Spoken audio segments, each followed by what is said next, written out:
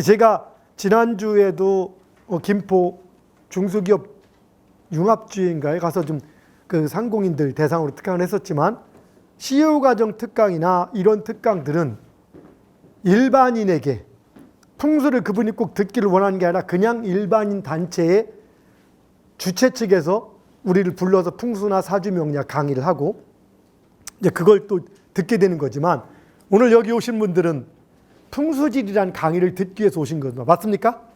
혹시 얼떨결에 끌려오신 분 계신가요?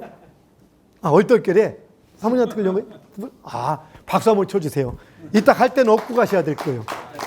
모두 인생이 얼떨결에 이렇게 이루어지는데 그 얼떨결에 온 인생이 크게 이루어진 경우가 꽤 많습니다. 그리고 항상 얘기하지만 오늘 이 자리에 오도록 누군가 주선해줬다면 그분 업고 다니셔도 괜찮습니다. 이제까지 여러분이 알고 있었던 개념을 많이 바꿔드리기도 하고, 그리고 세상을 바라보는 지혜의 눈을 만들어 드리기도 합니다. 그래서 오늘은 일반 CEO 과정이나 이런 쪽에서 내용들은 조금 정말로 상식적인 내용만 얘기를 하지만, 오늘은 조금 더 전문적으로 얘기합니다. 왜냐하면 오늘은 풍수지리가 뭔지 개념이라도 좀 알고 오시는 분도 많고 좀 더 깊이 생각해서 오시는 분도 있습니다.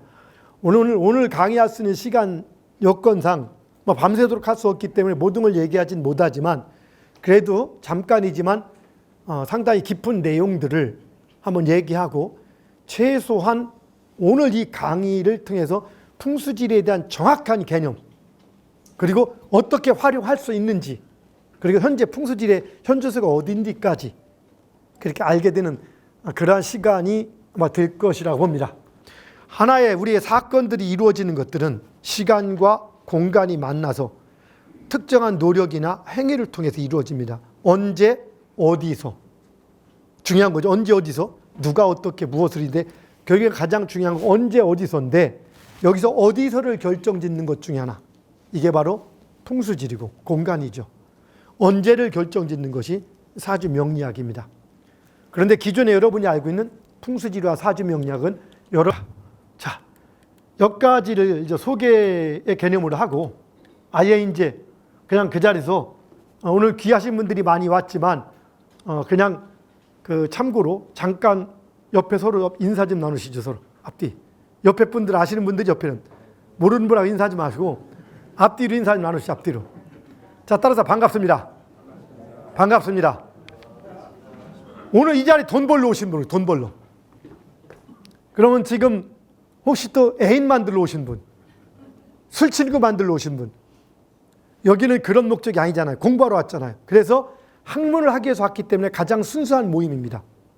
그래서 이럴 때 만난 인연들은 아주 깊은 인연이 될 수 있습니다. 한 번을 만났더라도 어떻게 모시고 왔든 모시고 온 여러분에게 아주 큰 박수를 쳐주셔야 될 겁니다. 우리 모두에게 뜨거운 박수 한번 부탁드리겠습니다.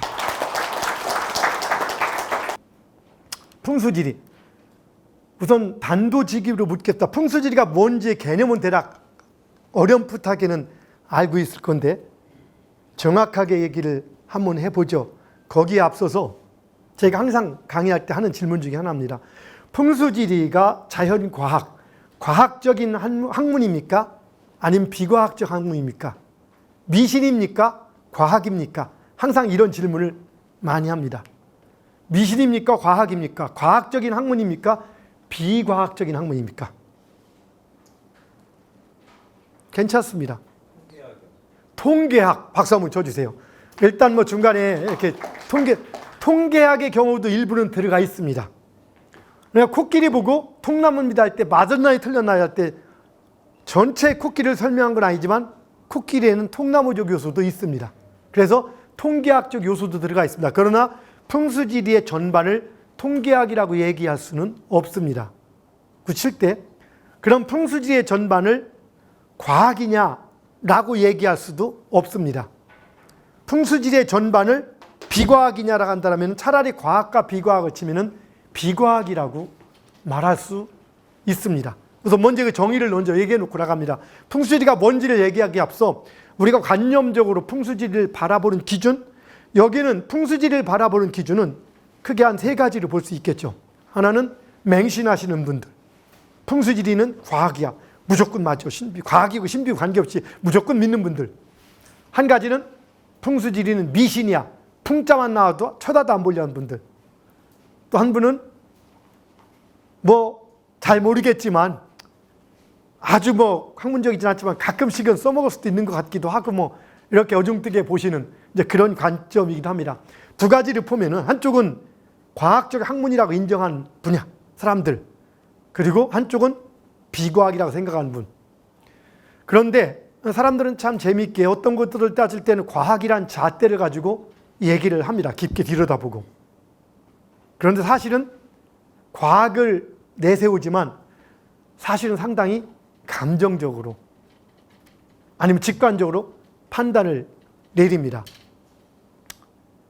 혹시 우리가 다투거나 뭔가를 얘기하나 어떤 일을 결정지을 때 사람들은 계산하고 논리적으로 이익 분리를 따지고 상당히 계산해서 결정을 지습니다. 그런데 우리 그 연구 결과에 의해서 어떤 결정을 내릴 때 논리나 합리적인 판단으로 결정을 내리는 게 많다고 합니까? 아니면 직관이나 감성적인 요소에 의해서 결론을 내리는 경우가 많다고 합니까? 사실은 감성적으로 결론을 내리고 이성은 그 내린 결론을 합리화시키는데 이렇게 사용하는 경우가 상당히 많다는 연구 결과들이 나와 있기도 합니다. 이 풍수지리는 상당히 많은 현대 시대적 사조에 의해서 현대 시대, 지금 시대에 의해서 일단 많은 사람들이 부정적 시각으로 일단 바라보는 그런 시야가 상당히 많습니다. 일단 잣대에서 안 믿어, 믿어부터 시작해서 그리고 과학이야 비과학에서 미신이야. 사실은 풍수지리라는 학문은 믿고 안 믿고의 대상이 아닙니다. 믿고 안 믿고는 어떤 데 쓰는 겁니까? 학문에 쓰는 용어입니까? 아니면 종교에 쓰는 용어입니까? 사실은 믿는다 안 믿는다는 종교에 쓰는 용어입니다. 믿음은 과학적인 근거를 가지고 합리적이거나 이렇기 때문에 믿는 겁니까? 아니면 과학이든 관계없이 그냥 믿는 겁니까? 사실은 종교가 과학적이라고 말하기는 애매한 부분들이 항상 있습니다. 어떤 부분에서는 합리적인 부분도 많이 있지만 종교는 믿음으로써 애매한 부분들을 커버해 나가죠. 현대는 또 사람들이 많이 종교를 하나씩 또 가지고 있기도 합니다. 특히 이제 우리가 얼마 전부터는 우리나라 예전에는 전통 신앙을 가지고 있다가 뭐 시기가 흐르면서 한때는 또 유가, 도가, 그래서 지금은 주로 이제 기독교 문화부터 시작해서 여러 이제 서양에서 들어온 종교들이 많이 이렇게 지금 우리 문화에 퍼져 있으면서 더욱더 믿음의 대상으로 믿고 안 믿고란 관점으로 풍수지리를 바라보기도 합니다. 자, 다시 한번 봅니다. 풍수지리라는 학문 자체는 믿음의 대상이 아닙니다. 그럼에도 불구하고 우리는 믿고 안 믿고 얘기를 합니다. 그래서 오늘 그것부터 하나씩 정리해가면서 풍수를 얘기해 나가려고 합니다. 단 풍수지리에는 틀림없이 자연과학적인 요소가 있습니다. 상당히 많이. 그렇지만 자연 비논리적인 요소, 즉 과학적이거나 논리적이지 않은 그런 요소들도 상당히 많이 섞여 있습니다. 현재 우리가 바라보고 있고 우리가 이제까지 전통적으로 여러분이 알고 있고 여러분이 접하고 있는 일반 풍수지리는, 제가 이렇게 말하는 이유는 풍수지리를 똑같이 보는 게 아니라 발상은 같은 발상이지만 풍수지리를 바라보는 관점이 크게 두 가지로 말합니다. 제가 여기서 얘기하는 과학풍수라든가 아니면 건곤풍수라고 하고 최소한 여기 GFCA 최고의 과정에서 얘기하고 있는 풍수지리, 제가 얘기하는 풍수지리는 과학풍수라고 하는 것은 기존의 풍수지리에서 미신적 요소와 비과학적인 요소를 완전히 배제시켜 놓고 과학적인 요소만 골라서 그 100% 과학적인 요소만 가지고 학문을 전개해 나갑니다. 그것을 우리는 과학풍수라고 하고 건곤풍수라고 얘기합니다. 그럼 여러분도 알다시피 현재의 풍수지리에는 과학적인 자연과학적인 요소가 아주 많이 포함되어 있습니다. 그리고 문화적인 요소, 그리고 정서적인 요소, 바람, 어떤 기원, 기복, 잘 되기를 바라는 마음, 이런 것들이 다 섞여 있습니다.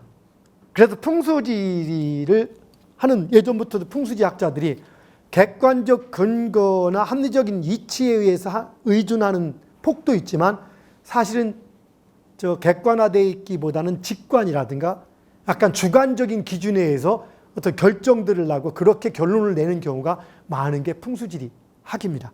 그러면 자연스럽게 신비주의라는 말까지 섞여 있죠. 오늘 제가 강의 제목을 두 가지로 얘기했습니다. 하나는 과학 풍수지리, 원리와 허실 이런 식으로 정리를 해나가게 됐고, 또 하나는 현재 여기에서는 과학 풍수 특별 세미나 하면서 과학 풍수 특별 세미나인데 좌청룡 우백호 허실과 활용법이라고 이렇게 써놓기도 했습니다. 좌청룡 우백호가 뭔지는 아시죠? 좌청룡 우백호 하면 풍수의 대명사입니다. 그래서 좌청룡 우백호를 넣은 겁니다. 따라합시다. 좌청룡 우백호. 또 뭐 있죠? 이거 말고 또 뭐 있죠? 네? 사신사 이게. 좌청룡 우백호하고 사신사인데 그게 아니라 사신사라는 명 따라 사신사. 이게 풍수지리의 상당히 핵심, 일반적으로 알고 있는 가장 핵심 용어 중에 하나라고 합니다. 이 사신사를 우리 그렇게 부른다. 따라합시다. 좌청룡 우백호 후현무 전주작. 이건 뭐냐? 사신사. 그러면 사신사면 4명의 신사를 얘기하는 걸까? 충녀가 아닌 신사만 해필이면 풍수지리는 남자 양문일까? 뭐 이걸 얘기하는 게 아닙니다. 여기다가 이제 한자로 넣지는 않았지만, 여기는 좌청룡 우백호라고 써놨지만 여러 번 나눠진 자료에는 좌청룡 우백호 혹은 사신사란 말이 들어갑니다. 사신사는 풍수지리에서 가장 중요한 혈자리, 따라다 혈자리를 둘러싸고 있는 동서남북 혹은 좌우 전후 4개의 산 혹은 언덕 혹은 들판, 이것들에 대한 용어입니다. 그 용어를 굳이 칠 때 좌측에 있는 혈자리를 기준으로 좌측에 있는 산을 우리는 청룡이라고 불렀고, 우측에 있는 산을 백호라고 불렀고, 뒤에 있는 산을 주작이라고 불렀고, 뒤에 있는 산을 현무라고 불렀고, 앞에 있는 산을 주작이라고 불렀습니다. 질문 하나 딱 들어갑니다. 여기서. 왜냐하면 만약에 과학적인 학문이라면 논리나 과학은 근거가 명쾌하고 그리고 과정이 명쾌하고 합리적인 유추의 과정이 있어서 누구나 똑같은 방법으로 유추를 해줘야 되는 겁니다. 용어가 미신스럽다고 그 내용이 미신스러운 것만 아니지만 용어조차도 가능하면 합리적인 용어를 써주는 게 과학적인 학문이겠죠. 근데 우리는 혈자리를 둘러싼 산을 청룡이라고 부르고 백호라고 부르고 현무라고 부르고 주작이라고 부릅니다. 산의 명칭입니다. 누가 봐도 납득이 되지 않을 수 있습니다. 그러면 이제 물어봅니다. 왜 좌측이 청룡입니까? 왜 남쪽이 현무입니까? 왜 우측이 백호입니까? 왜 뒤쪽이 현무입니까? 왜 앞쪽이 주작입니까? 이렇게 물어볼 때 답변하기가 참 애매한 겁니다. 동양의 모든 학문, 사주명리나 모든 학문들이 대부분 이렇습니다만은, 이런 게 많습니다만은 그냥 고전에 있으니까라고 합니다. 자, 우리가 과학이냐 비과학이냐를 따질 때는 고전에 근거가 있으면 과학, 비과학 이걸로 구분되는 겁니까? 아니면은 누구나 어떻게든 똑같이 적용되는 규칙이 있어야 되는 겁니까? 과학이라는 것은. 과학은 규칙을 얘기합니다. 즉, 자, 우리가 특히 과학 중에서 자연과학은 그 학문이나 그 분야가 규칙으로, 논리적인 규칙으로 되어 있을 때를 우리는 과학이라고 논리학문이라고 합니다. 자, 좀 더 따진다면은 우리가 수학을 과학적인 학문이지, 수학이. 정말로 그 수학을 기본으로 해서 과학이 성석이 되고 그걸 통해서 우리 예측을 하고 우주선까지 쏘아 올리고 모든 걸 계산을 합니다. 그렇게 계산해서 움직일 때 그걸 우리는 이런 계산을 통해서 일기예보나 이런 것까지 예측하기도 하면서 상당히, 그러면 이 우주선을 쏘아 올렸을 때 어느 시기에 어디를 가고 저 포탄을 쐈을 때 어느 시점 어디를 가고 몇 분은 어떻게 각도를 맞출 때 어디에 명중한다. 이걸 계산할 때 이런 모든 것들은 과학이 근거합니다. 논리적인 과학이 맞습니까? 그럼 이런 것들을 계산하는데 그 계산 과정이 10개가 있다고 칠 때 9개를 정확하게 계산하고 하나만 대충 계산합니다. 그럼 답이 맞을까요? 목표 맞을까요? 안 맞습니다. 100% 정확히 계산할 때만 목표에 맞게 되는 겁니다. 목표를 추구하지 않는 학문이라면 우리는 그럴 필요가 없지만 최소한 미래의 어떤 상황이나 우리가 총을 쐈고 포탄을 쐈는데 지금 쐈지만 단 3초, 5초에 목표면에 정확히 떨어지는 것. 로켓을 쐈는데 1시간 후에 2시간 후에 어디를 가는 것. 며칠 후에 어디를 가는 이런 것들은 정확한 계산하에 그것도 미래를 예측해 나가는 겁니다. 과학은 100% 계산, 100% 공식이 적용될 때, 즉 모든 단계에 100% 논리적인 규칙이 있을 때 우리는 과학이라고 말할 수 있고 그 100% 논리적인 규칙을 정확하게 적용할 때 우리는 적용시키고 그렇게 할 때가 우리는 과학이라고 얘기하고 적중률도 높아진다고 얘기를 합니다. 그래서 제가 그런 얘기를 하죠. 사과를 많이 비유했죠. 항상 사과가 90% 썩었을 때 우리는 뭐라고 한다? 무슨 사과? 썩은 사과? 안 썩은 사과? 90% 썩으면 썩은 사과입니다. 사과가 50% 썩어도 썩은 사과입니다. 사과가 1% 썩으면 무슨 사과요? 썩은 사과입니다. 우린 1% 썩어도 썩은 사과고 단 0.1% 썩어도 썩은 사과입니다. 100% 썩지 않을 때만 일반 썩지 않은 사과입니다. 즉 논리라고 할 때 논리나 과학이라는 것은 100% 논리적일 때 논리고 100% 과학일 때 과학인 거지 그 분야에 과학적인 부분이 있다고 해서 과학이 아닙니다. 즉 공식이 70% 80% 과학적으로 90%를 정확히 적용해도 10% 5% 1%만 틀려도 틀린 거기 때문에 그래서 바로 풍수지리에는 과학적인 이론들이 분명히 있습니다. 상당히 많은 부분이. 그래서 풍수지리를 과학이라고 하는 분들은 그런 부분들을 가지고 과학이라고 하고 심지어는 사례를 들 때도 그런 걸 사례를 듭니다. 과학적인 부분만. 근데 비과학적인 부분이 많이 있지만 그 얘기를 하지 않는 거죠. 쉽게 말해서 과학적인 부분을 보고 과학이라고 하고 또 일부는 비과학적인 요소를 보고 비논리라고 하고 미신이라고 합니다. 그리고 상당히 많은 사람들은 따져보지도 않고 그냥 미신이라고 하고 그냥 미신이라고 객관적으로 얘기를 해버리는 게 풍수지리의 개념입니다. 그래서 오늘 정확히 말씀드리면 여러분이 알고 있는 현재까지의 모든 풍수지리는 과학적 요소가 상당히 포함되어 있는 비논리고 비과학입니다. 비논리고 비과학입니다. 과학적 요소 상당히 포함되어 있지만 자, 풍수지리가 비논리적이고 그리고 미신이라고 굳이 얘기할 수 있는 이유가 지금 얘기했듯이 첫째 이유는 거기에 과학적 요소가 있지만 비과학적 요소가 섞여 있기 때문에 그렇고 또 두 번째가 있습니다. 여러분이 예술이나 문학이나 역사나 이런 것들을 따질 때 거기에 과학적 요소가 있습니까? 과학 100% 과학적입니까? 사회학이나 100% 과학적이 아닌데도 불구하고 그런 과학이라고 미신이라고 부르지 않습니다. 비과학으로 부르지 않아요. 근데 풍수지리는 사주명리학 풍수지리는 미신이라고 할까? 이게 중요한 겁니다. 비과학으로 끝나는 게 아니라 미신이라는 말을 들을 수밖에 없는 이유고 현재 그게 사실입니다. 그래서 제가 풍수지리 학자들에도 얘기합니다. 과학이라고 우기지만 말고 100% 과학적인 논리체계를 갖춰라 라고 말을 하는 겁니다. 왜? 자, 또 한 가지는 바로 그렇습니다.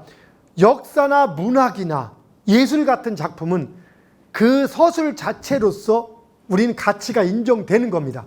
근데 풍수지리는 어떻습니까?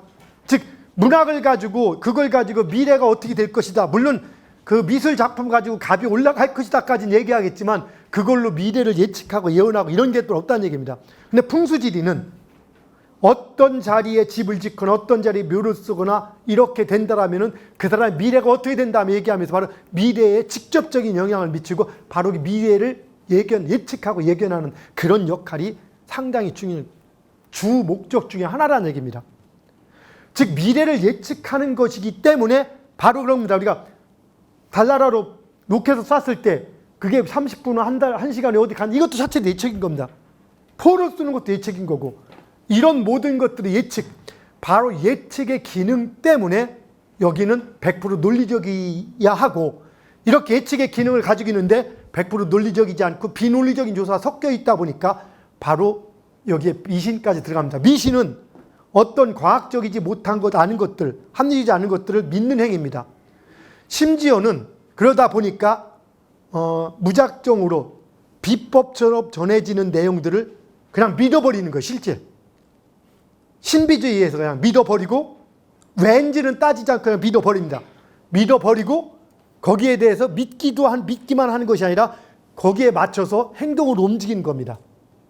그러다 보니까 바로 미신이라는 얘기가 들어가는 겁니다. 그래서 사실은 엄밀히 따진다면 미신이 될 수 있습니다. 근데 미신을 정확히 구분할 때는 사실은 애매합니다. 왜냐하면 종교조차도 종교가 과학적인 건 아니거든요. 어떤 종교도.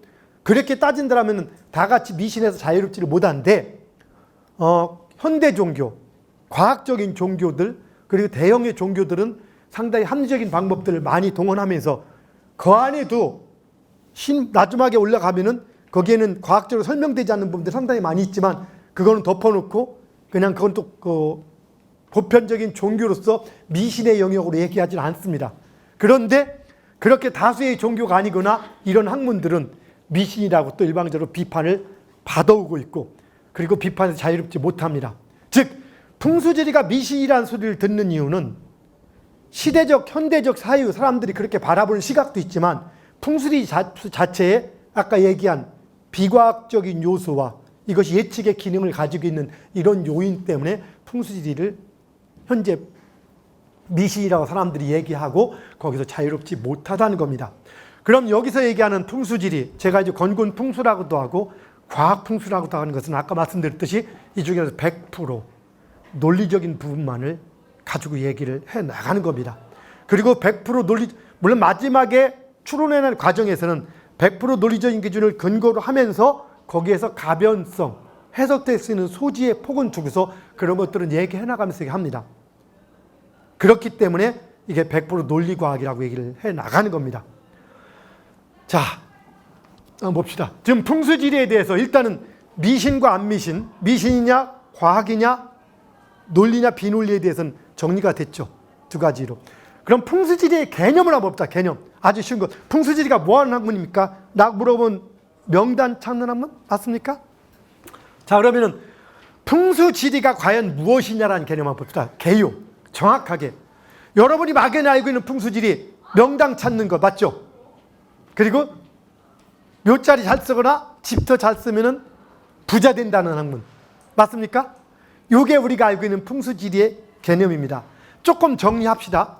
풍수지리를 굳이 따진다면은 하늘에 좋은 기운이 땅으로 내려와서 땅에 하늘에 좋은 기운이 뭉친 그런 땅을 찾는 학문일 수 있는 거고 또 하나 친다라면은 이렇게 좋은 기운이 묻힌 땅에 돌아가신 분들을 내시거나 살아있는 사람이 거기다 집을 짓고 생활하게 된다라면은 사무실을 한다라면은 좋은 기운을 받게 돼서 좀 더 건강하고 일도 잘 풀리고 그리고 성공적인 삶을 이룰 수 있다라는 관점을 가진 학문입니다.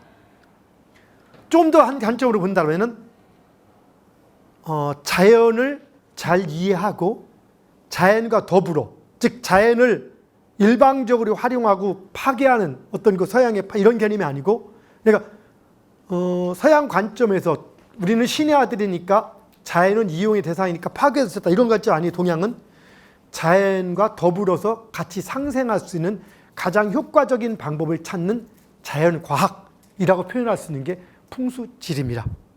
그런데 아직까지 사실은 풍수지리에 대한 이런 것들이 정의인데 제가 오기 전에 잠깐 풍수지리의 정의가 어떻게 되었나라면 인터넷으로 한번 찾아봤습니다. 여기 한민족 백과사전 보니까 백과사전 생기가 흩어지고 머무는 현상에서 시작해 음양론과 오행설을 토대로 땅에 관한 이치를 체계화하여 기륭화복을 설명하는 종교용어 풍수지리 가면서 여기서부터 문제가 생기는 거예요. 종교용어 풍수지리는 종교용어 아닙니다. 현재 사람들이 객관적으로 이렇게 잘못 알고 아직까지 얘기를 하고 있다는 겁니다. 여기에 있는 이렇게 산 하나가 있는데 이게 저 밑에 보면 여근국입니다. 여근국. 여근.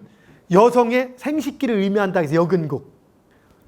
저기 좀 신라 시대에 선덕여왕 시대에 꿈에 개구리가 울고 그래서 여근국에 적이 매복해 있으니까 일단은 꿈을 계시를 받거나 아니면 누군가한테 꿈을 꿔가지고 얼른 쫓아가서 여기에 매복해 있는 적들을 물리쳤다는 얘기도 있고, 그리고 여기에 지금 경부고속도로 타고 가다 보면은 이 여근국을 바라보다가 교통사고 하도 많이 나서 요즘은 저 못 봅니다. 막아놨습니다. 못 보고 고속도로도 안 보이게. 이게 바로 여근국이죠.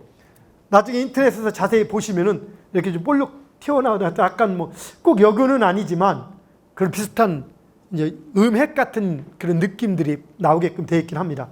근데 여기서 생기가 흩어지고 머무는 현상에서 시작해 음양론과 오행설을 토대로 아주 이렇게 상당히 복잡합니다. 음양오행이 나오기 시작하니까 틀린 말은 아닙니다. 여기에 음양오행론은 사실은 동양에서 어떤 신비 내지는 자연이 돌아가는 규칙을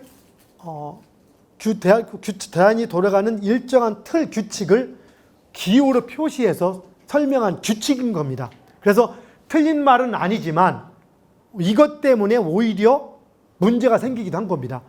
사실은 풍수지리의 원래 보지는 음양오행 이전입니다. 그 문제가 아니고 좋은 기운을 찾는데 그 찾는 방법 중에서 원래 옛날에는 좋은 기운을 어떻게 찾았냐?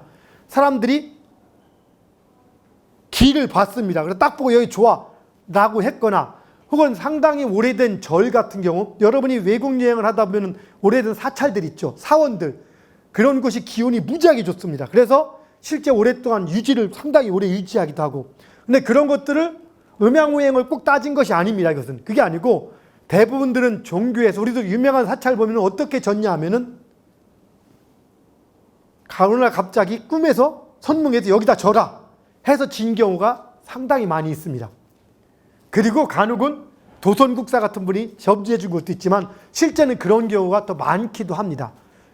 결국에는 근데 풍수에서 가장 중요한 것들은 좋은 기가 뭉쳐진 땅을 찾는 곳이기 때문에 그것이 음양오행설을 토대로 하는 것도 방법이지만 이게 정확한 개념은 아니죠. 이거는 후대로 가면서 좋은 기운을 찾는 방법을 음양오행설을 이용한 것이라고 볼 수 있는 거죠. 나무위키에 보면은 또 황당합니다. 여기는 이렇게 하나 풍수지리 틀을 그려놓고 설명도 그냥 다른 설명을 하고 있어요.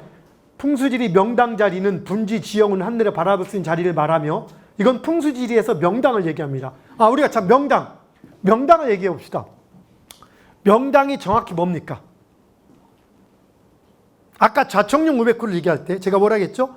혈자리를 중심으로 좌측, 우측, 전후, 좌우의 산들을 얘기한다고 했습니다. 혈자리란 말이 있고 명당이란 말이 있는데 우리가 일반적으로 지금 여러분들이 쓰는 명당이란 개념은 좋은 기운이 뭉쳐져 있는 땅을 얘기합니다.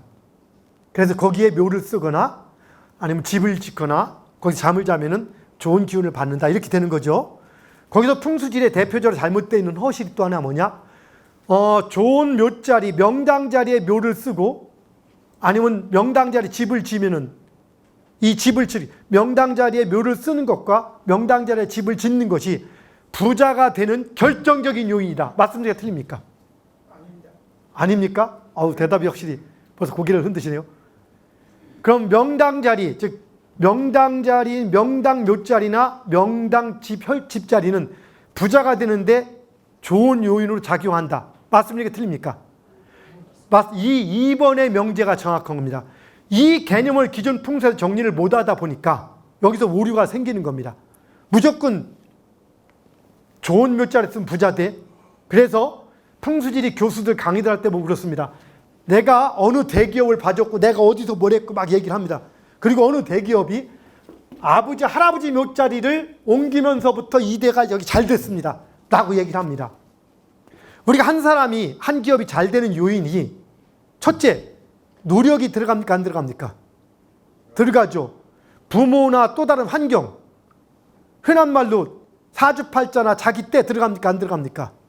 그럼 그 다음에 풍수를 칠 때 집터 그럼 할아버지 묘 빼놓고 할머니 묘 고조아버지, 증조아버지, 아버지, 어머니 이 모든 묘자리가 다 같이 영향을 미칠 수 있을 텐데 그런 것들은 얘기하지 않고 오직 할아버지 묘를 잘 써서 혹은 내가 잡아줘서 이렇게까지 얘기합니다. 그리고 심지어는 증조 아버지 묘를 옮기기부터 그 집이 패가망신당했어 라고 얘기합니다. 그때도 선택과 노력이나 어머니 다른 사람의 묘나 양택의 얘기를 하지 않습니다. 그것만 가지고 얘기합니다. 이런 것들은 뭐냐? 일반화의 오류 같은 개념이 조금 다르긴 하지만 비슷한 개념입니다. 그냥 어떤 특정한 얘기를 해놓고 거기에 맞는 사람 안 맞는 사람 수없이 많은데 맞은 사례만 가지고 얘기를 하는 겁니다. 쉽게 말해서 어떤 사람이 잘 됐을 때 아니면 지금 아버지 묘자를 옮겼어. 옮기는 사람 중에서 잘 나가는 사람도 있고 못 나가는 사람도 있고 영향이 없는 사람도 있습니다. 근데 이분이 좋은 쪽으로 설명할 때는 이 묘자를 좋다고 설명할 때는 그 중에서 그렇게 옮기는 사람 중에서 잘 된 사람만 얘기하는 거고 나쁘다고 설명할 때는 옮기는 사람 중에서 잘 된 사람, 나쁜 사람이 있을 때 나쁜 것만 가지고 얘기를 해주는 거고 현재 이름처럼 이름도 보면은 어떤 이름이 좋다 나쁘다 하면서 제대로 원리도 아니고 그 이름이 왜 좋다고 사례를 들면서 그런 이름을 가진 사람이 나쁜 사람도 수없이 많지만 잘 나간 사람만 가지고 사례를 들고 설명을 해나갑니다. 그럼 우리가 일반적으로 여러분들이 가장 건강식품이 됐든 뭔가 얘기할 때 부작용되는 것들은 얘기하지 잘 않고 장점만 얘기하고 좋은 사례만 가지고 얘기하는 것처럼 항상 이렇게 해서 사람들을 설득해 나가고 왜곡시켜 나가는 게 현재 이렇게 현실입니다. 현실. 풍수질이라고 예외는 아닙니다. 그러니까 풍수질의 가장 큰 오류 다시 한번 친다면은 바로 과학과 비과학을 같은 측면도 하나 있지만 지금처럼 좋은 묘자리나 좋은 집터가 바로 성공과 실패의 결정적인 요인이라고 생각하는 것. 결정적 요인이 아니라 플러스 알파, 즉 쉽게 말해서 더 잘되게 할 때 그런 역요인으로 작용한다는 겁니다. 자, 여기는 다음 백과에서는 또 만물은 기로 이루어졌으면 만물 중에 하나인 땅도 지기로 이루어진 것으로 본다. 지기에 대해 음양오행 주역의 논리로 체계한 것 풍수지시다. 여기는 또 음양오행에다 주역까지 들어갔습니다. 여기서 어떤 문제가 들어가느냐? 지금의 모든 사람들 개념 속에서는 신비한 이런 동양의 역술이나 이런 개념 중에서 가장 상위에 있는 것을 주역이라고 또 생각을 합니다. 그럼 주역은 논리적인 학문일까? 과학적인 학문일까? 사실은 따로 주역을 얘기를 하겠지만 할 기회가 있겠지만 굳이 따진다면은 동양의 역학이나 이런 분야는 크게 두 개로 나뉩니다. 세 개 내지 두 개입니다. 그 하나는 직관이라는 걸 통해서 직관 이런 걸 통해서 예측하는 방법, 예언하는 방법, 미래를 분석하는 것. 하나는 규칙을 통해서, 하나는 관찰을 통해서 이렇게 세 개로 나누는데 바로 이 주역은 규칙을 일부 가지고 있지만 바로 직관이라는 걸 통해서 예측하는 방법인 겁니다. 여러 가지 방법이 있지만 결국에는 옛날 처음에 기원도 50가지의 시추라는 갈대 같은 나무 가지를 가지고 50개를 참 기도하고 내지는 이렇게 목욕 제기하고 그걸 이렇게 분산되고 나누면서 혹시 여러분 들었죠? 산통이라고 들었으면 산통? 산통 깨진다. 산통. 그게 바로 산가지 통이라고 합니다. 그 산가지입니다. 그게. 그 산가지를 구분해 놔가지고 숫자를 주역의 계상에 대입해서 특정한 수를 끄집어냅니다. 그걸로 예측을 해나가는 겁니다. 여기서 특정한 수라는 건 다른 게 아니라 예를 들어 그렇습니다. 우리가 1번이 나오면 잘 나가. 2번이 나오면 못 나가. 3번이 나오면 보통이야. 우리가 이렇게 그냥 결정을 생각해 놓고 동전을 던졌거나 뭔가를 해서 번호를 나왔다. 그 1번이 나왔냐. 이런 것처럼 주역의 64가지 경우의 수 중에 어떤 수를 뽑느냐의 개념 갖고 움직인 거라 사실은 규칙이 아닌 직관입니다. 이건 여기까지만 설명을 드릴게요. 어쨌든 여기도 이런 식으로 얘기를 하면서 현존하는 최고의 풍수지리서는 동진의 곽박이진 금난경이다. 사실은 금난경보다 더 앞선 책이 청우경입니다. 청우경도 있고 호수경도 있지만은 이렇게 풍수에 대해서 조금 잘못된 개념도 있고 잘된 개념도 있고 땅이 살아야 사람도 살 수 있다는 논리며 뭐 이렇게 조화와 균형을 찾고 있다. 뭐 이런 여러 가지 개념들을 가지고 설명을 해 나가고 있습니다. 이거 보면은 여기서 제가 이제 논문에서도 설명했던 아까 설명했던 것들 생기가 보이는 좋은 땅에 돌아가신 선조를 모시거나 집을 짓고 살면 뭐 이렇게 선조는 편안히 영면하며 살아있는 후손에게 좋은 영향을 미치고 그 집에 사는 사람들은 좋은 기운을 듬뿍 받아 건강하고 성공적인 삶을 살게 되지만 뭐 생기가 흩어지거나 살기가 모이는 땅에 선조를 모시거나 집을 짓고 살면 선조도 편안하지 못하고 집에 사는 사람도 건강하지 못해지고 불행해진다는 그런 관념을 가지고 좋은 기운이 묻힌 땅을 찾는 학문, 그게 풍수지리라는 개념인 거죠. 지금 우리가 알고 있는 이런 개념들입니다. 어쨌든 지금은 풍수지리라는 개념이 아직까지도 풍수지리의 석사 박사가 수없이 나왔지만 아직까지도 미실에서 자유롭지 못합니다. 그건 두 가지가 해결돼야 됩니다. 하나는 100% 학문적으로 트집을 잡히지 않게끔 정말로 100% 학문적으로 규명이 돼야 되는 게 내부적인 문제고, 또 100% 학문적으로 규명이 됐어도 사람들은 쉽게 받아들이지 않습니다. 네, 알아보지 않고 그냥 부정합니다. 코페르니쿠스가 지동설을 주장했을 때 그게 그게 틀려서 갈릴레오 같은 경우도 그 지동설이 잘못된 거를 증명하려고 연구를 하다 보니까 지동설이 맞았습니까? 틀렸습니까? 맞죠. 그런데도 결국은 어떻게 했습니까? 동조하지 않았죠. 그 시대는. 심지어는 코페르니쿠스가 죽고 나서 100년이 지난 뒤에나 알려집니다. 그래서 이게 바로 시대적 흐름이 지나가야 되는, 이 두 가지가 전제 조건이 돼야 되는데, 먼저는 풍수지 자체에서 구분이 돼줘야 됩니다. 그런데 쉽게 바뀌지는 않겠죠. 그래서 구분하는 겁니다. 과학 풍수와 일반 풍수, 권군 풍수로 구분해 나가는 겁니다. 그리고 오늘 이제 그런 부분들, 그러면 조금 더 현장 사례에서 어떻게 이게 과학적이고 비과학적인 부분이 어디까지인지를 이제 분석해 나가도록 해보려고 합니다. 자, 따라다 풍수지리. 따라다 풍수지리. 풍수지리. 여기 보면은 풍수지리는 그야말로 바람풍, 물수, 땅지, 이치리자입니다. 그럼 여기서 동양 한문을 해석하는 병렬구주 방법으로 그냥 그대로 해석할 때 바람, 물, 땅, 이치, 이렇게 해석할 수도 있습니다. 바람과 물과 땅과 이치. 이치는 무슨 이치일까? 바람과 물과 땅의 이치일 수도 있고 대자연의 이치일 수도 있고, 이거를 얘기한 것이 풍수지리고, 아니면 하나는 풍수와 지리를 끊어서 지리는 땅의 이치, 근데 바람과 물을 가지고 라고 해석할 수도 있겠죠. 이제 풍수지리라는 용어는 이런 개념인 겁니다. 자관. 그럼 풍수지리에서 굳이 좀 중요하다면은 바람, 물, 땅, 이치, 바람과 물과 땅, 이건 이치니까 이치까지 쳐요. 어느 게 가장 중요할까? 풍수지리에서 땅. 빙고. 박수 한번 쳐주세요. 자, 박수 시작. 박수 두 번 시작. 사실은 풍수지리는 좋은 땅을 찾는 학문입니다. 근데 우리는 지리를 빼고 풍수라고 합니다. 왜 그럴까요? 땅은 기본이다 보니까, 우리가 살고 있는 기본이다 보니까 생략이 돼 있는 겁니다. 그래서 풍수만을 얘기합니다. 우리가 인간에게 가장 중요한 게 뭡니까? 돈입니까? 건강입니까? 건강이죠. 밥이 중요합니까? 돈이 중요합니까? 둘 다 중요하죠. 그럼 가족이 중요합니까? 돈이 중요합니까? 애매한가요? 질문 자체가? 자, 근데 우리가 진짜 중요한 것, 공기가 중요해요? 밥이 중요해요? 돈이 중요해요? 공기가 중요해요? 우리는 공기 없으면 바로 죽어요. 제일 중요해. 근데 얘기하지 않는 이유는 너무나 당연한 거니까. 기본인 거예요. 바로 풍수라고 말할 때 속에는 지리는 당연한, 땅은 당연한 거기 때문에 생략이 되어 있는 건데, 진짜는 땅을 찾는 겁니다. 좋은 기운이 담겨있는 공간도 찾지만 결론엔 땅을 찾는 거고, 땅을 찾는 겁니다. 그 땅 위에 지어진 건물, 그리고 공간도 찾는 거긴 한데 결론이 가장 중요한 건 땅을 찾는 거죠. 풍수지리는 결국엔 뭐냐? 지리를 빼고 풍수라고 얘기를 합니다. 많이. 그 풍수는 따라다 장풍득수. 장풍득수. 이게 장풍득수의 주운말이라고 합니다. 감출장, 바람풍, 얻을득, 물수. 바람을 감추고 바람을 머금고 물을 얻는다. 그러면 어쨌든 바람과 물인데 바람을 어떻게 한다? 감춘다. 바람을 막는다는 겁니까? 감춘다는 겁니까? 그럼 풍수에서 중요했던 것은 풍수지리가 바람을, 외부에서 들어오는 바람을 막는 것.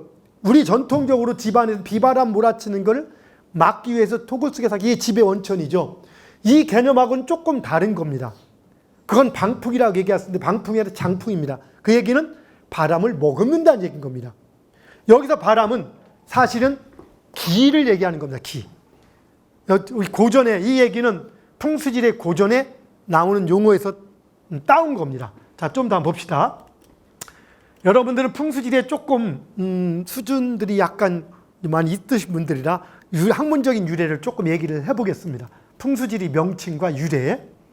그러면 다시 지금 얘기했듯이 풍수지리는 아까 지금 바람과 땅 얘기를 했죠. 그렇고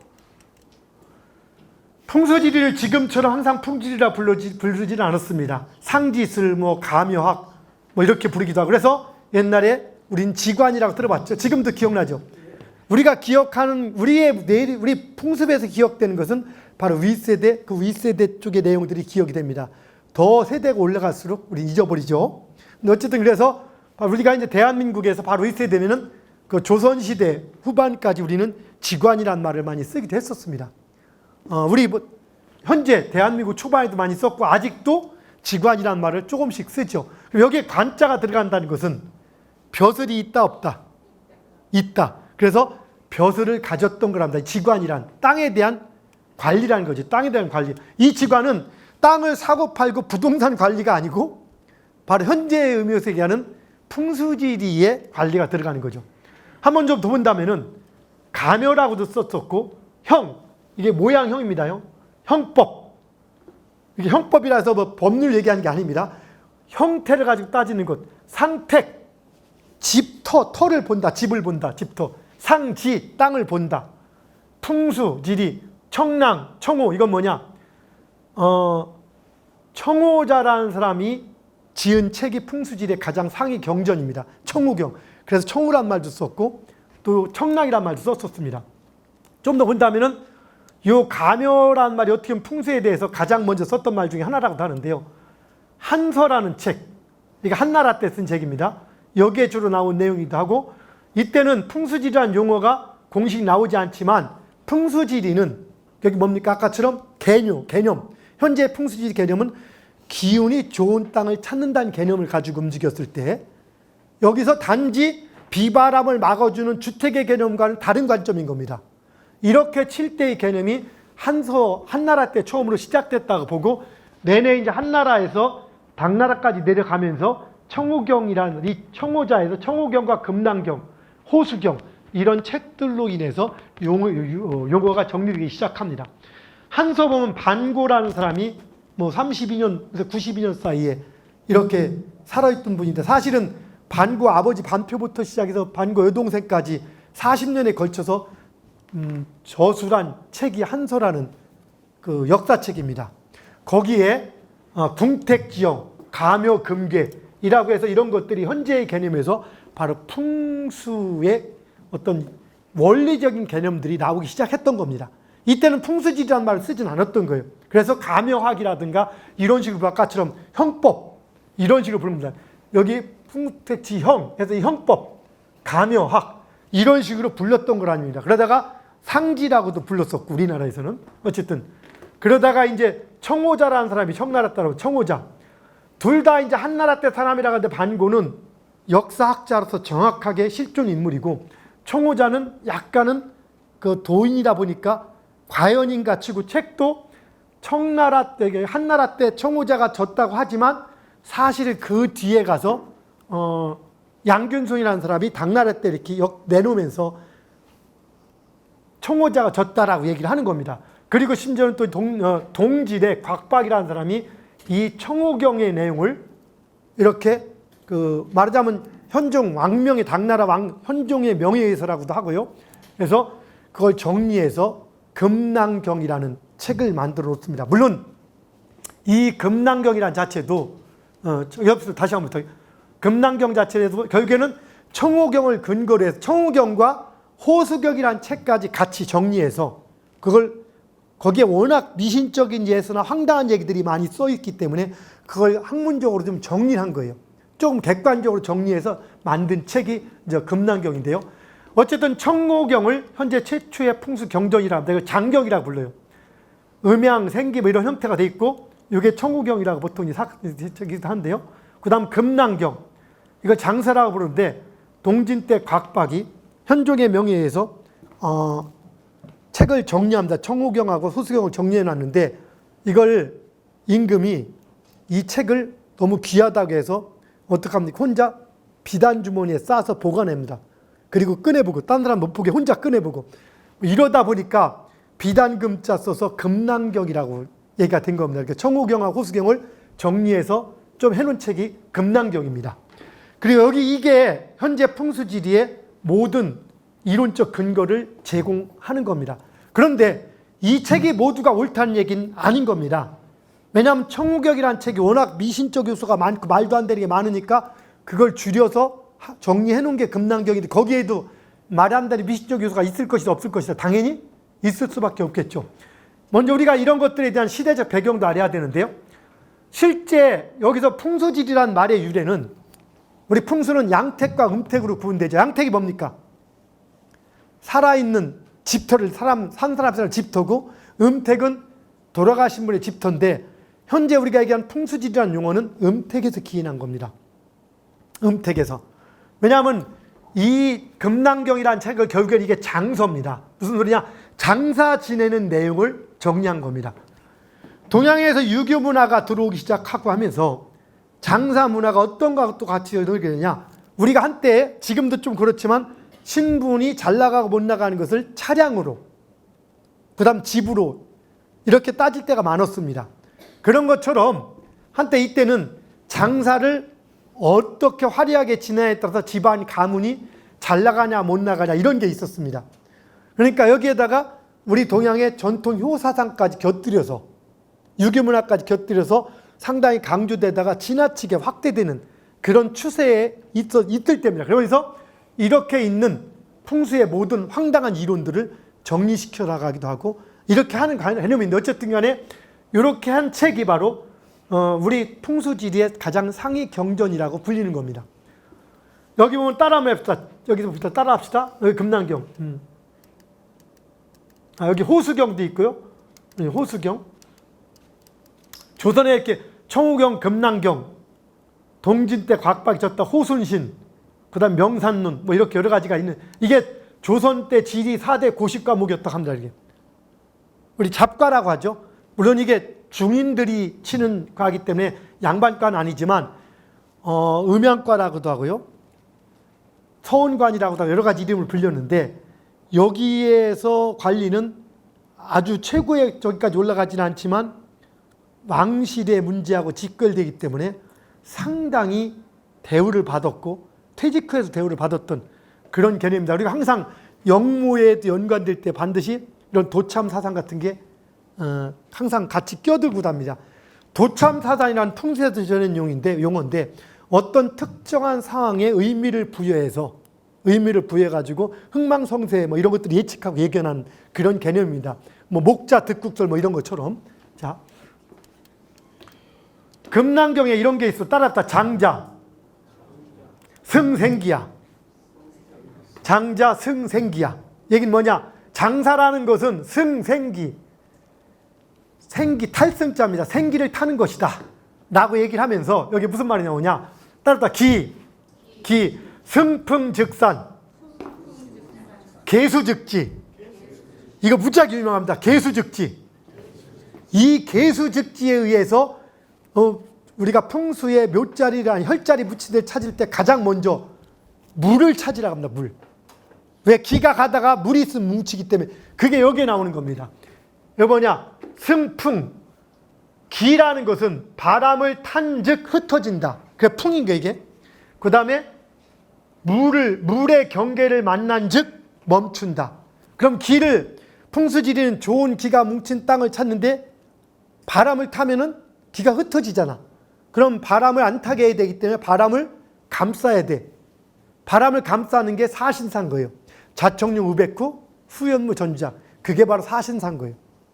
자, 그 다음에 계수즉지는 이러한 기운이 가다가 물이 있어야지 멈춘다고 치는 거예요. 그래서 여기 다시 보면은 또 어떤 얘기 나오냐? 자, 따라다 풍수지법, 득수위상, 장풍차지. 그럼 풍수의 법은 득수, 물을 얻는 것을 상, 첫 번째로 치고 장풍, 바람을 머금는 것, 길을 흩어지지 않게 보관하는 것을 차지, 다음으로 친다. 그럼 그 얘기는 뭡니까? 물이 먼저라는 게 바람이 먼저라는 거야. 그럼 풍수를 짜질 때 제일 먼저 뭐를 봐야 돼? 살을 봐야 돼? 물을 봐야 돼? 근데 지금 우리 사람들은 풍수할 때 제일 먼저 뭐를 따져? 자청룡, 우백호, 산을 따지죠. 뭔 얘기인지 아시겠습니까? 중요한 겁니다. 그래서 여러분들이 이 공부를 하면은 일반적으로 물의 위치가 중요해, 산의 위치가 중요해. 그러면 현재 부동산의 사람들이 풍수를 조금씩 알아. 어디 갔더니 자청룡, 우백호가 무지하게 좋고 물의 위치가 나쁜 땅이 있어. 1번. 어디 갔더니 자청룡, 우백호는 나쁜데 물의 위치가 좋아. 2번. 그러면 현재 사람들이 알기에 1번이 좋은 땅을 알아, 2번이 좋은 땅을 알아. 1번이 자청룡, 우백호가 좋고 물은 안 좋으니까 좋은 땅을 알죠. 그럼 1번이 비싸, 2번이 비싸? 1번이 비싸죠. 그래서 여기서 이 공부의 가치가 아직 있는 거예요. 그러면 부동산에 가서 어디 딱 갔는데 저 땅이 보니까 자청룡, 우백호는 별로 안 좋은데 물이 좋아. 물이 위치가 모두게 맞아. 그러면은 땅값이 좀 싸. 이쪽은 자청룡, 우백호가 좋아. 그럼 가서 얘기를 할 거 아니야. 부동산 사장님, 여기가 자청룡, 우백호 놔둬도 좋은 땅입니다. 이거 얼마에 줄 겁니까? 이렇게 물어보면 돼, 안 돼? 그렇게 물으면 부동산 사장이 가격을 올린다, 낮춘다. 그럼 어떻게 해야 돼? 여러분들이 딱 가서 이건 살짝 모른 척하고, 아, 여기 자청룡, 우백호 좋으네요. 여기 비싸 보이는, 얼마예요? 아, 좋죠. 부동산 사장들은 잘한다고요. 여기 명당입니다. 비싸니까 평당, 다른 데 7, 80, 여기 100만 원씩 하는 거예요. 어떻게 좀 싸게 안 됩니까? 제가 좀 한 90만 원으로 깎아드릴까? 이렇게 하면 너무 비싼데. 그러면 저기 저 땅은 별거 아닌데 저거는 자청룡, 우백호 안 좋고 저건 얼마나 합니까? 저건 안 좋은데 저건 한 50만 원 하죠? 여러분 어떤 거 사야 돼? 아, 저거 안 좋은데 돈이 없으니까 이거 사고 싶은데 그렇게 말하면 사야겠죠. 그러니까 여러분들 아직까지 이 풍수의 가치가 있다 없다? 공부할 가치가 있죠. 뭔 얘기인지 아시겠죠? 자, 이제 물론 이 강의가 공개될수록 이제 그런 것들이 없어지겠지만, 그래서 어쨌든 이 고전의 말이 맞기 때문이 아니라 실제 이것은 마저 들어가는 게 많이 있습니다. 제가 또 설명을 또 해나갔는데 그런지 고전이 중요한 게 아니에요. 그 고전의 어떤 글귀가 그렇게 명쾌한 원리와 원칙을 가지고 있고 규칙적으로 적용되느냐가 중요한 겁니다. 이 부분들은 그렇게 적용이 됩니다. 그런데 이제 많은 사람들이 우리는 엄동소란 춘 살다 보니까 바람이 우선이라고 얘기도 하고 해. 풍수할 때 풍이 제일 먼저 있으니까. 뭔 얘기인지 아시겠죠? 풍수란 좋은 땅을 찾는다는 개념은 북반구, 남반구, 더운 지방, 찬 지방 골고루 해당이 되는 겁니다. 맞습니까? 북반구는 조금 더 엄동소란, 바람이 더 무섭기는 해요. 근데 바람이 무서운 거지 기의 문제는 다른 겁니다. 자, 몇 가지만 또 쳐놓고 넘어갑시다. 자, 그래서 굳이 따진다면 바로 이런 겁니다. 여기서 생기를 찾는 건 생기, 좋은 기운이다 이게. 그리고 승풍즉산에서 풍수를 딴 거죠. 굳이 쓴다면 풍수는 여기 장풍과 득수입니다. 장풍과 득수를 따와서 바로 풍수라고 하는 거예요. 풍수는 여기부터 풍수란 말이 된 겁니다. 이 전까지는, 이 금낭경, 청호경 이전까지는 풍수란 말을 쓰지 않았다는 겁니다. 아까 같이 가묘, 상지, 형택, 여러 형법, 여러 가지 용어를 쓰다가 이제 풍수란 용어로 지금은 공통적으로 쓰고 있고, 영어권에서는 펑수이라고 불러서 그렇게 쓰고 있다는 개념인 겁니다. 또 다른 말도 풍수 있으면 그것까지는 따질 거 없고요. 자, 풍수는 형기풍수, 이기풍수, 기간풍수, 수맥풍수 이렇게 나눌 수도 있어요. 여기서 형기는 뭡니까? 형기. 여기서 형기가 중요한 것. 아까 형법에서 유래했다고 쓰는 건데 형. 꼴값 하다고 하죠. 꼴값. 꼴값이 뭡니까? 꼴값. 꼴의 값이죠. 꼴의 값은 뭐예요? 꼴이 뭐예요? 생긴 모양새. 생긴 모양새를 조금 약간 거시기하게 표현하고 날 때 우리는 꼴값이라도 조금 좋은 이미지로 얘기를 하진 않지만 결국에는 생긴 대로 논다란 말도 있고 생긴 대로 값을 한다는 얘기도 있는데 사실은 생긴 모양새를 가지고 따지는 것, 이게 현기풍수입니다. 그래서 사실은 기존 풍수지리는 바로 현기풍수가 주가 되어 왔습니다. 모양을 보고 따지는 거예요. 여기서 이제 우리는 조금 더 약간 들어가면 물상적인 측면까지 가미가 돼서 움직이기 시작하죠. 사람도 고양이처럼 생긴 상은 그런 습성이 조금씩 있을 수 있다. 이런 것처럼 땅의 모양이 어떤 특성을 가지고 있으면 호랑이처럼 같은 땅이 있다. 그러면 그 상이 부드러운 걸 얘기합니까? 거친 산을 얘기합니까? 그럼 거기에 기운을 받고 태어난 사람은 순둥이가 태어나겠다? 아니면 장군이 태어나겠다? 운을 잘 타고 나면 당군, 운을 잘못 타고 나면은 주먹 쓰는 분이 될 수도 있겠죠. 이런 개념을 가지고 있는 게 바로 모양을 따지는 형기입니다. 이기는 이치를 따지는 이치, 이법, 이치. 근데 이치란 말이 좋지만 이게 결국에는 풍수의 명당자를 잘 못 찾다 보니까 이치를 갖다 너무 지금 현대 풍수는 이론이란 이론을 다 뒤집어 넣어가지고 음양이니 오행이니 주역이 섞어 넣어가지고 더 엉망으로 만들어 놓은 게 현재의 풍수 개념입니다. 자, 그 다음에 기감, 풍수. 이건 뭡니까? 다 필요 없어. 기로 보는 거야, 그냥. 어느 게 더 정확할까? 기감이 정확하다면은 공부 필요 없는 거야. 그러니까, 기감은 아니지만, 어떤 동네에서 거기서 나무꾼 생활을 몇십 년 한 사람하고 풍수학자, 누가 더 좋은 땅 찾을 가능성이 더 크다. 그 동네에서는. 풍수학자가 클 수도 있겠지만 나무꾼이 좋은 땅을 찾을 가능성이 클 수도 있는 거예요.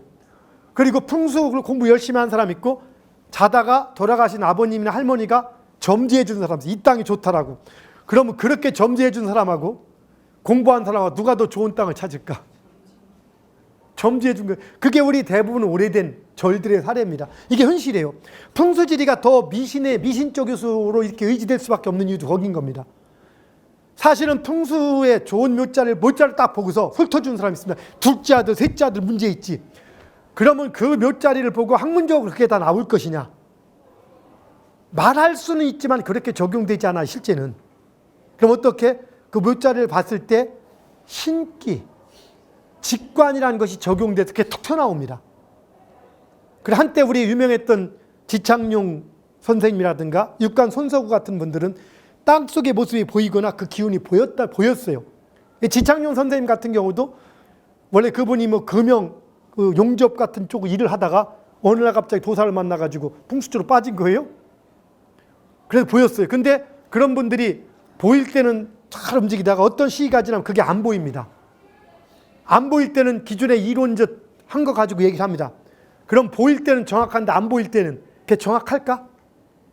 그런 문제가 발생하니까 그런 유명한 분들이 당신의 묘자리라든가 우리 육간 손석구 선생님의 목사를 마찬가지인 거고 당신의 묘자리라든가 후대에 잡은 묘자리, 즉 그분의 기운, 흔한 말로 신기 같은 기운들이 빠져나갔을 때는 잡아준 자리가 정확하지 않은 경우가 상당히 많은 겁니다.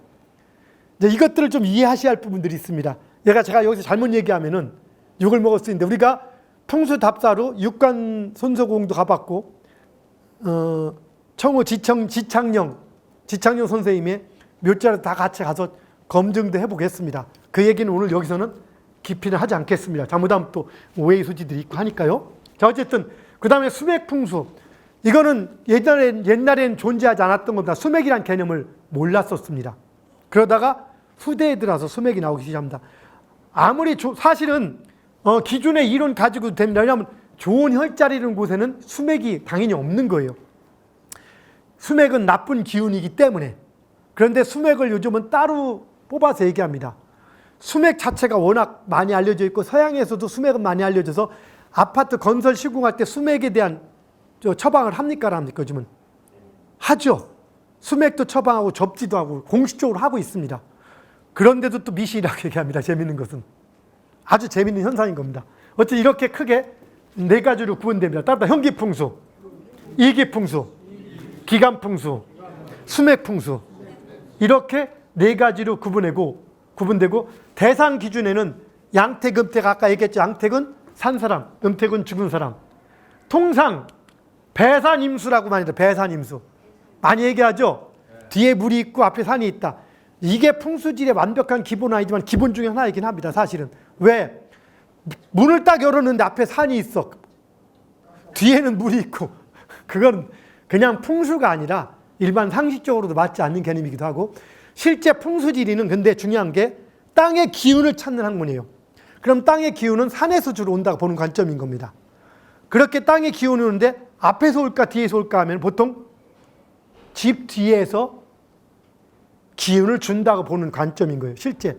그래서 배산임수가 가장 기본적인 관점인 겁니다.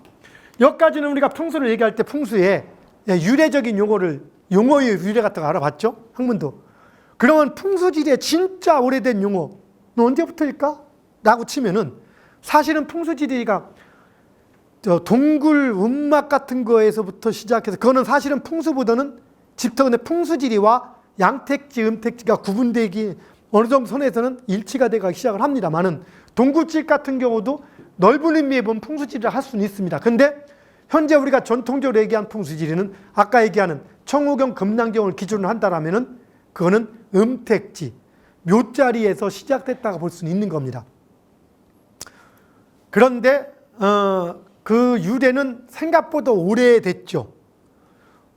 여기 나중에 뒷자 자료화면에서 볼 수 있겠지만 우리 구영왕릉 삼국시대 이전부터, 삼국시대 지금은 부역가에 쳐서 사국시대라 하지만 그 이전부터 우리는 신라의 수도, 백제의 수도, 이게 전부 다 반월, 월성이라고 부른다. 월성. 반월이나 반월 지역에서 묘자리를 씁니다. 이 반월 지역에 묘자리를 쓴다는 것, 즉 그 무슨 얘기냐, 하늘에 있는 기운을 받는다는 거예요. 풍수지리의 용어, 아까 사신사의 모든 유래들을 우리는 어디서 또 찾아야 되느냐. 아까처럼 기운은 어디서 온다고 생각했습니까? 땅에서 기운이 오지만 그 기운은 땅에서 완전히 땅에서 온다고 생각했을까요? 아니면 하늘에서 내려왔다고 생각했을까? 하늘에서 내려왔다고 생각한 겁니다. 우리 선조들은 옛날부터 하늘에서 중요시했던 게 있습니다. 첫째 뭡니까? 태양. 둘째 달. 또 셋째 별. 별 중에서 가장 중요한 별 하나 있죠. 북극성. 이게 북극성과 달과 태양, 이게 삼신사상의 유래이기도 합니다. 가장 중요한 겁니다. 그래서 북극성을 기준으로 모든 별들이 움직인다고 생각해서 사실은 태양과 달보다 더 높이 쳤던 것 중에 하나가 북극성입니다. 왜? 태양과 달은 하루에 한 번씩 뜨고 지지만 북극성은 항상 떠 있다고 봤던 옛날 사람들이. 북극성을 가장 위대한 별이라고 봤고 거기가 하늘의 황제라고 봤습니다. 그리고 하늘의 황제를 둘러싸고 있는 북두칠성이 지방장관 내지는 장관, 하늘의 황제를 보자는 장관 개념으로 바라봤던 개념입니다. 여기서 바로 하늘의 황제를 보자는 수호신의 개념, 이런 개념에서 청룡, 백호, 주작, 현무예, 이런 현상들이 일찌감치 형성되어 있기도 했습니다. 그리고 그걸 가지고 달의 모양, 태양의 모양, 이런 것들을 가지고 이 땅에 기운이 맺혀 내려오는 것, 우리가 천손이라고도 얘기했듯이 우리 동지 때 우리는 옛날에 동지를 작은 설 아세라고 불렀죠. 크리스마스도 동지에 있는 이유는 동지 지나고 며칠 있다 있지 않습니까? 그 이유들은 바로 태양이 죽었다가 다시 뜬다고 생각했던 겁니다. 태양이 가장 짧은 시기, 동지를 태양이 죽었다고 보고 다시 떠오른다고 봤던 겁니다. 동지가 우리는 현재 우리 북위 38도에 있는 우리 같은 경우는 동지 때 태양이 하루가 가장 해가 짧은 거죠. 근데 그 유라시아 지역, 우리 크리스마스의 그 유래가 되는 그런 지역들, 우리 선조들이 있었던 지역은 북위 66도 전후 지역들은 동지 때가 되면은 태양이 안 뜹니다. 한 2, 3일 정도를. 그리고 2, 3일 있다가 다시 뜹니다. 그래서 크리스마스, 예수님이 탄생한 게 사실은 겨울이 아니잖아요. 양을 치는 목자들이 양을 칠 때니까 이건 겨울이 아닙니다. 그런데 이쪽 유라시아나 이쪽 민족들, 태양신을 숭배하는 민족들을 점령하고 그들하고 통합시키기 위해서 크리스마스를 옮긴 겁니다. 겨울로. 심지어는 십자가조차도 원래 동양에서 유라시아 지역에서 하늘에 태양 안에 있는 태양새 혹은 하늘에 사신이라는 까마귀를 상징하는 게 십자가였죠, 원래가. 그걸 케레이라고 부르고, 그게 그 말에서 우리 결례라는 말이 나왔지만, 그거를 가지고 초기 기독교는 십자가를 쓰지 않았습니다만은 그때 그들하고 통합하기 위해서 그 십자가를 기독교의 심볼로 쓰기 시작한 거죠. 그 뒤로부터. 이렇게 여러 가지 역사가 있는데 어쨌든 모든 우리의 그 땅에 일어날 일들은 하늘하고 똑같이 닮으려고 했습니다. 하늘을 본뜨려고. 그래서 하늘의 모습. 그 중에서 태양은 변화가 없이 항상 빨갛잖아요. 하나 동그랗잖아요. 그런데 달은 뜨고 집니다. 북극성도 항상 그 자리에 있습니다. 사람들이 동그란 건 태양이나 달로 쳐서 동지 팥죽 먹을 때가 그 알을 먹듯이, 새알 같은 걸 먹듯이 이제 그런 개념들이 들어가는데, 달은 졌다가 우물었다가 하니까 항상 볼 때 달이 차는 걸 우리는 좋게 쳤습니다. 그래서 우리가 도읍지를 정할 때 달이 차는 모습에서 반달 모양을 가장 좋게 쳤습니다. 반달이나 아니면 상현달 모양, 달이 차오르는 하얀 달이 아닌, 지는 모습이 아닌. 그래서 신라, 백제 모든 것들이 그런 식으로 해서 우리 도성을 정했다는 얘기입니다. 그것들이 결국에는 하늘의 기운을 찾으면서 땅의 기운을 찾으려고 했던 겁니다. 이런 것들이 풍수의 시원의 개념인 거예요. 그리고 하늘의 그 북극성에 있는 자리, 북두칠성의 자리, 이런 것들, 은하수의 자리, 이런 것들을 본따서 땅의 형상들을 만들어주고, 뭐 이렇게 황도 12궁의 개념이라든가 28수 개념을 곁들여서 만들어주고 하면서 그런 것들의 유래들이 그 유래들이 거기서부터 시작돼 내렸다고 볼 수 있습니다. 결국에는. 그러다가 그런 것들이 차차 학문화되다가 아까처럼 여기 지금 현재 그 장경, 그러니까 청경이나 금난경 정도 오면서 이제 장례 문화하고 곁들여지면서 풍수가 발달됐고요. 그래서 원래는 양택, 음택이 같이 움직였는데 어느 시기에 이제 바뀌기 시작한 겁니다. 옛날 사유는 신라시대 같은 경우 보면은 죽은 사람하고 산 사람이 같이 산다고 해서 신라시대 묘자리 왕릉 같은 경우는 산에 있는 게 아니라 그냥 도시에 있어. 도시에. 경주 가면 그래서 신의 한복판에 있듯이 도시에 묘를 써놓고 거기에 살던 살아생전에 쓰던 물건도 갖다 놔놓고 이렇게 하다가 고려시대까지 내려오면서 이제 죽은 사람들, 고려시대는 어떻게 하는 게 묘자리를 쓰는 게 산도 아니고 들도 아니고, 고려시대는 산으로 올라가면 산으로. 신라시대는 평지에 있다가 고려시대에는 산으로 올라가서 고려시대 묘자리는 주로 산에 있습니다. 높이. 왜? 하늘 가까이로 가자. 산으로 높이.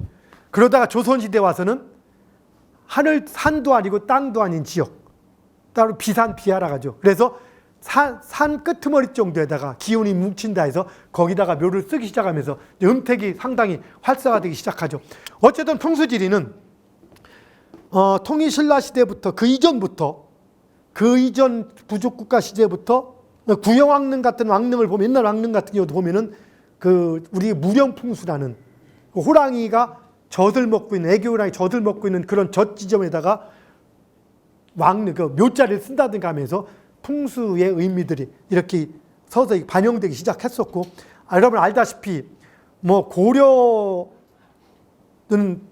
창건부터 시작 왕건의 탄생부터 전부 다 풍수로 얽혀 있고 고려의 뭐 훈유의 십자라가 하나요? 뭡니까? 고려에 거기는 거의 60-70% 이상이 풍수에 관한 내용들이라고 합니다. 그리고 고려시대, 조선시대에 올라가면서 모든 역사의 왕궁터부터 모든 거에 묘자리 터에 풍수가 대충 가미됐다, 깊게 가미됐다. 깊게. 그래서 조선왕조실록에 보면 톡하면 풍수 논쟁이 일어납니다.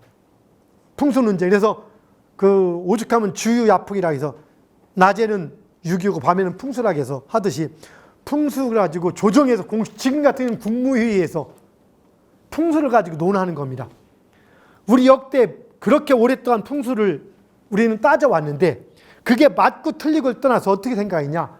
그 풍수를 신봉했기 때문에 풍수에 맞춰서 고전의 모든 건물들을 짓고 묘자리를 쓰고 하다 보니까 풍수가 가미되지 않으면 건물을 해석할 수가 없는 겁니다. 근데 현대에 들어서 우리가 일제시대를 겪으면서 일본 놈들이 다 미신이야, 미신. 그리고 지들은 어떻게 했습니까? 지들은 싹 가서 그 뭡니까?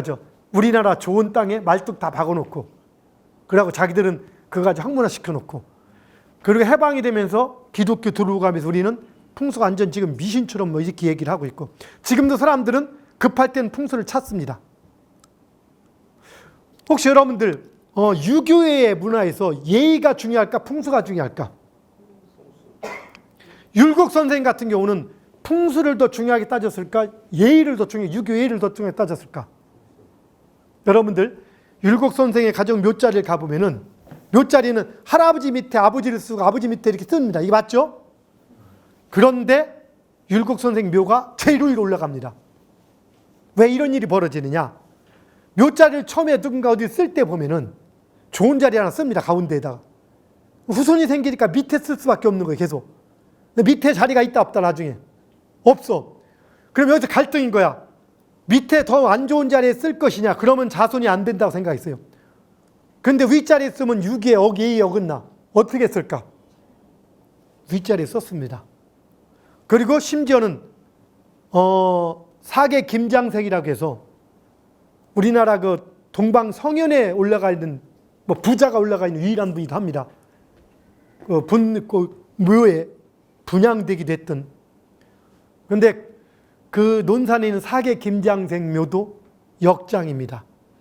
상당히 많은 묘자리가 역장이란 뭐냐? 조상 위의 묘를 씁니다. 그 얘기는 결국에는 풍수를 그렇게 중시했다는 겁니다.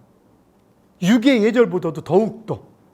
왜? 가문에 사활이 달려있다고 생각했기 때문에.